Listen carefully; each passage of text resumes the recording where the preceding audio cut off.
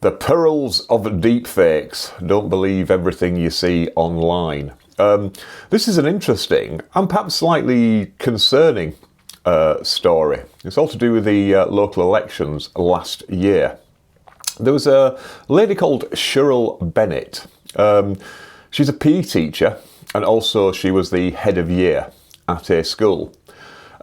Now, she's not particularly political, but one of her friends was standing as a candidate for the Labour Party, and she got dragged along to sort of stuff leaflets through letterboxes. And also, they would try the sort of door knocking and canvassing, hey, do you want to vote for us?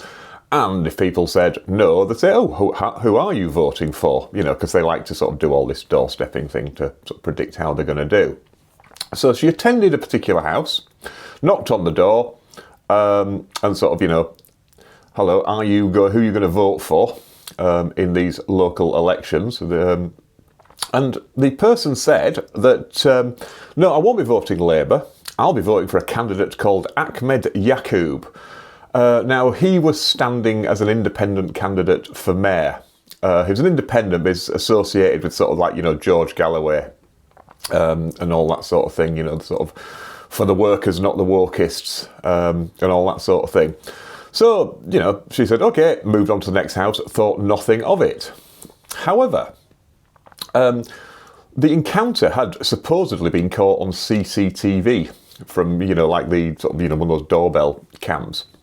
And Mr. Yaqub put up on LinkedIn the video. And in the video, this lass was seen and heard to be hurling racist abuse at the homeowner. She called him some very unpleasant things. And obviously this went viral. Millions of people saw it. She got into trouble at work. 800 people wrote to her school saying she should be sacked. She was called in. She was told that she needed to come in for a police interview under caution. She started getting death threats, and eventually she had to move house. But here's the thing. The video was fake. The Labour Party got experts to look at the video, and they said, yeah, this has been manipulated. It's a deep fake, as did the police. They themselves put their own forensic examiners. But perhaps more to the point, they obtained the original video from the owner. And that showed that they just had sort of quite a pleasant chat. You know, who are you voting for? I'm voting for the other guy. Okay, not to worry. See ya. So obviously she has now been exonerated. However, she's been told that even though she's been cleared, this complaint will stay on her record. So obviously it's caused her, you know, devastation. So she initiated proceedings against Mr. Yaqub for defamation. And this is the thing, you see, because by putting that video out, it was implying, because all he said is, he just put the video and said, you know, watch this video, see what you think of this person. So he didn't actually say anything, but he put the video up with the obvious inference that, you know, it was true. And obviously, you know, that is defamatory to suggest somebody would use that sort of language, because, you know, the test being, you know, what would right-minded people think, and right-minded people are presumed to be pretty, you know, down on racism. And obviously there was no dispute she had suffered serious harm, because, you know, the threats to her job, being called into the police, she's now got this on her record, you know, and just having to move house, and, you know, all the aggravation she's been getting. Mr. Yaqub has settled the case. Now, initially, he just sort of paid some money, and he didn't apologise. He has, however, now said, yes, of course I apologise, otherwise I wouldn't have paid the money. Now, I'm not suggesting, there's no suggestion, certainly not from me, that Mr. Yaqub was the person responsible for this. However, the SRA, the Solicitors Regulation Authority, are now conducting an investigation into Mr. Yaqub's conduct. And I'll keep an eye on that and see if that actually goes anywhere. Interestingly, you might be familiar with this guy. This is the guy, remember the people alleged, and I'm saying that, to have taken part in an incident at Manchester Airport involving the police. He initially put himself forward as their legal representative, although you may remember there was a bit of scandal and kerfuffle about that.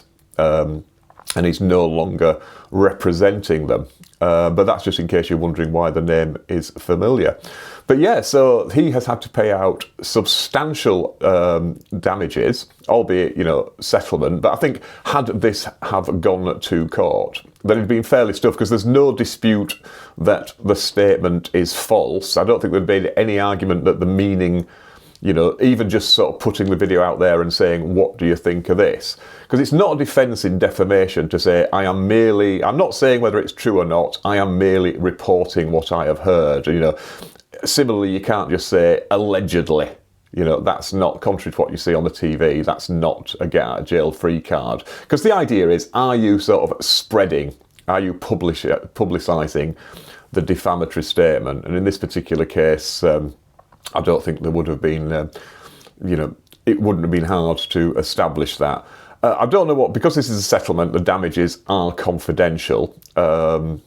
We always use that word substantial. I mean, sometimes when you see that, quite often we'll agree settlements and we'll actually offer quite a pittance, but just say, we agree that you can say it's substantial damages and costs or something like that, because, we don't talk about defamation anymore. We talk about sort of reputation management. But yeah, it'll be very interesting to see. But this poor lass, but this is the interesting thing is, obviously, there's a civil claim there for defamation, but I was sort of racking my brains trying to think, is there a crime? If they catch the person who has manipulated this video, have they actually committed any crime? And because it's a one-off, you couldn't even do them for harassment. If somebody did a series of videos, that would be a course of conduct and that could amount to harassment. But it's very difficult to see how this fits within any sort of current criminal offences. And that is why, actually, you may have noticed the government have looked at sort of introducing offences pertaining to deepfakes. Initially, they're looking at doing it in terms of what we call revenge, and the word that rhymes with corn. Because that's something, currently it is an offence to post sort of intimate pictures of people with the intention of causing, alarm or distress, but they have to be real pictures. But people have actually been doing this where they've just been using deepfakes to produce sort of fake corn pictures, and they've been putting those up.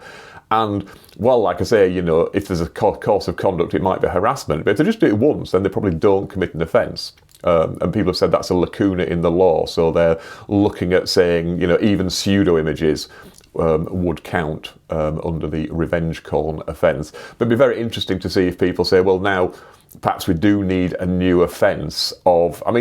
there's all the ones about putting sort of, fake stories out there. Under the Online Safety Act. So arguably it could have fallen under that. It's an untrue statement, but I suppose his defence could be, well, I didn't know it wasn't correct. A lot will sort of put down on how this video was obtained, because it belonged to the guy, whose door they knocked on.